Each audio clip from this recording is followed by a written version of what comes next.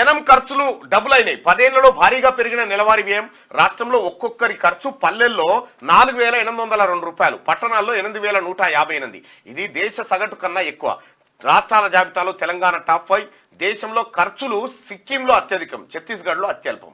National sample సర్వేలో వెల్లడి. ఖర్చులు డబల్ అయినాయట కదా పబ్లిక్. రాష్ట్రంలో ప్రజల ఖర్చులు భారీగా పెరిగాయి. నెలవారీ తలసరి ఖర్చులు దేశ సగటుతో పోలిస్తే తెలంగాణలోనే అధికంగా ఉన్నాయి. రాష్ట్రంలో ఖర్చులు గత 10 ఏళ్లలో రెట్టింపయ్యాయి. వివిధ రాష్ట్రాలతో పోల్చి చూస్తే తలసరి ఖర్చుల్లో మన రాష్ట్రం దేశంలో 5వ స్థానంలో ఉంది. నేషనల్ శాంపిల్ సర్వే ఆఫీస్ చేసిన కుటుంబ ఖర్చుల సర్వేలో ఈ విషయాలు వెల్లడయ్యాయి. సర్వేలో భాగంగా దేశవ్యాప్తంగా 2,61,746 కుటుంబాలు, అంటే పల్లెల్లో 1,55,014, పట్టణాల్లో 1,06,732 నెలవారీ ఖర్చులను అడిగి తెలుసుకున్నారు. మన రాష్ట్రంలో పల్లెల్లో 3,553 రూపాయలు, పట్టణాల్లో 3,233 కుటుంబాలను సర్వే చేశారు. తిండి, చదువులు, పెట్రోల్, డీజిల్, గ్యాసు, వైద్యం తదితర అవసరాలకయ్యే ఖర్చుల గురించి అడిగి తెలుసుకున్నారు. ఎంత అవుతుందంటే రాష్ట్రంలో ఒక్కొక్కరి ఖర్చు పల్లెల్లో 4,802 రూపాయలు. 4,802 రూపాయలు ఒక్కరికి.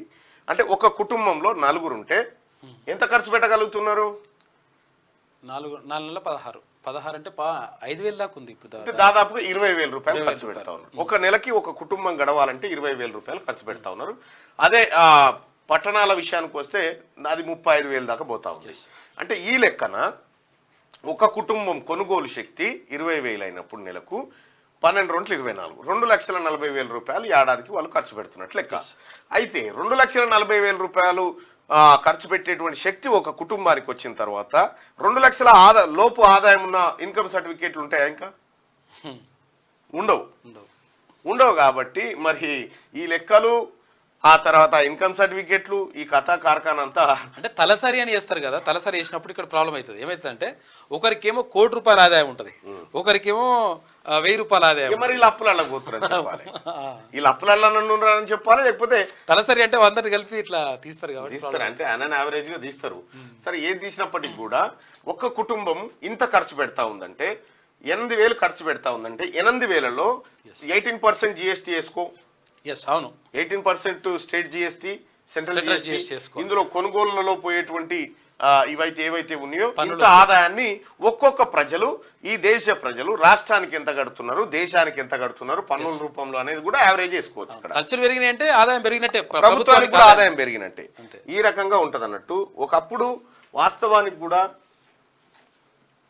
చిన్నతనంలో అయితే చక్కెర అయిపోతే గిలాసుల కొలత తీసుకొచ్చి తెచ్చి ఇచ్చేది. చక్కెర రేషన్ షాప్ లో ఇచ్చేటప్పుడు 3 రూపాయలు 3.5 కిలో ఉంటుండే. అవును, ఇవాళ 30 40 అయింది. సబ్బు, కాట్ సబ్ అని ఉంటుండే, 501 సబ్బు ఉండే. అంతకంటే ముందు కాట్ సబ్. సావుకారు దగ్గర పోతే ఇట్లా కట్ చేసి ఇస్తాడు సబ్బు. తెల్లబట్టలకు పెడితే అది నల్లగా సబ్బు పెడితే ఒక్కోసారి. అయితే గమ్మత్ ఏంటంటే ఆ సబ్బులకు మస్తు మైల పోయేది. అవును, మస్తు మైల పోయేది. ఆ తర్వాత కాట్ సబ్బులు పోయినాక ఈ 501 సబ్బు వచ్చింది. ఆ తర్వాత రిన్ను, ఏరియలు, రాబిన్ బ్లూ అని ఉంటుండే ఒకటి, ఇట్లా తెల్లంగికి వేసుకుంటే అందుకు రాబిన్ బ్లూ ఇది వేస్తుండే. అసలు యాక్చువల్ గా ఇప్పుడు మొత్తం వేసలేరు కానీ అప్పుడు దాని ఏమంటారు, నీల రంగు. అదే నీల రంగుల్లో ముంచి తెల్లంగిని ఇట్లా ముంచితే ఇక అది స్టేటస్ అన్నట్టు. అట్లా నీల రంగు వేసినట్టు జర మంచిగా జర ఉన్నోడే అన్నట్టు, బలిసినోడు అన్నట్టు అట్లుంటుండే. సబ్బు కూడా ఎంత రూపాయి 2 రూపాయలకే దొరికేది. ఇప్పుడు ఏ సబ్బు దొరకలేదు. లైఫ్ బాయ్ సబ్బు అప్పుడు, ఇప్పుడు కూడా లైఫ్ బాయ్ సబ్బు చాలా మంది ఎక్కడ ఉందో ఆరోగ్యం అక్కడ ఉంది. లైఫ్ బాయ్ సబ్బు ఉంటుండే.